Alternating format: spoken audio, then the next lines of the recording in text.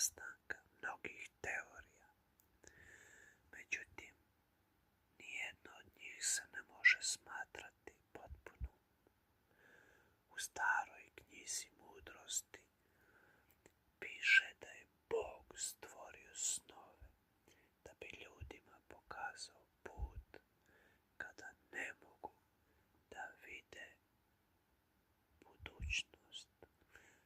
Knowles kaže da je san oporavak, način udaljavanja od svakodnevnice, a Daniel de Giudice pretpostavlja da čovjeku san može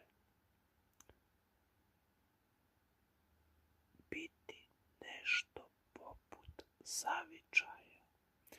Nerval tvrdi san je drugi život, a Dostojevski nam poručuje da su snovi vizuelni i čulni izraz naših najdubljih želja,